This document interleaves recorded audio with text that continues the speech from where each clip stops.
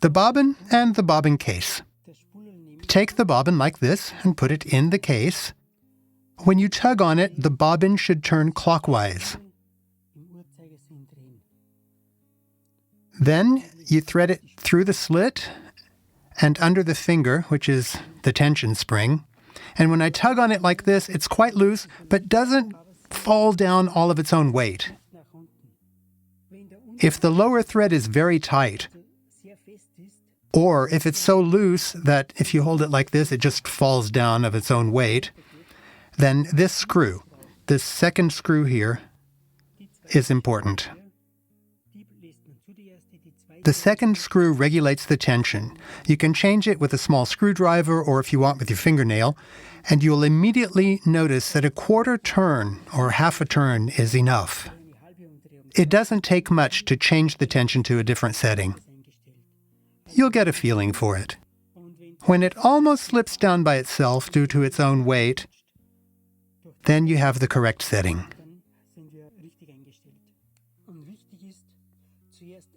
It is important to always set the bobbin tension first, and when it's right, you can adjust the upper setting. So we want to put the case in the front using this latch so the bobbin can't fall out. And when it's in place, we can carefully try to grab the thread with the sewing needle. That should work, and if it does, we know we've set it correctly. The upper thread tension is on the sewing machine itself. The thread runs through this guide, this thread guide. The tension regulator is here, and then this path is different on every machine, but in principle, they're all the same. They show you what to do. So follow your machine's thread guide. The take-up lever, which regulates the tension, goes up and down with the needle. So the thread has to go through it and then down to the needle. For machines with a zigzag stitch function, the indentation on the needle has to be at the front. Most machines, the flat side will be in the back, and you really can't insert it the wrong way. Always pull the needle all the way up as carefully as possible.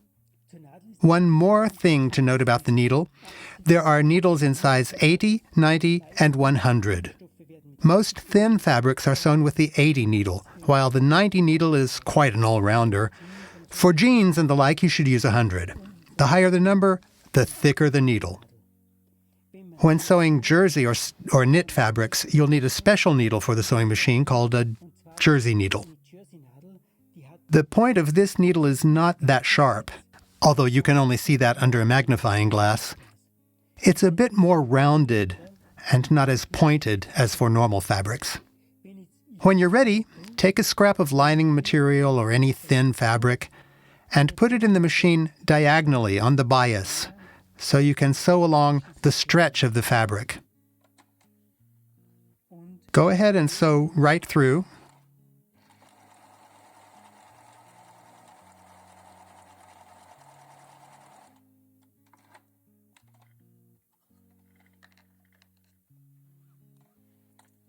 And then pull the seam apart from the ends. The thread should snap. You can see that both the upper thread and the lower thread snapped. If both snap pretty much at the same time, then we know that our tension is right. If only the upper thread had snapped, then the upper thread would be too tight, and we would have to adjust the tension a little lower. If the lower thread snaps, then the upper thread is too loose, and we would have to tighten it a little. That's because we know we have already set the lower tension correctly, so now we only need to adjust the upper tension, either looser or tighter. Again, if the upper thread snaps, it's too tight and needs to be loosened. If the lower thread snaps first, the upper thread is too loose, and we have to tighten it a little bit more.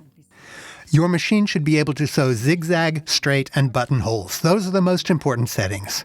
We'll use the zigzag stitch to enclose the edges to keep them from fraying. You don't need an overlocker as a beginner. A household machine is more than sufficient for the first few units. And later, if you really enjoy sewing, you might want to get something more elaborate.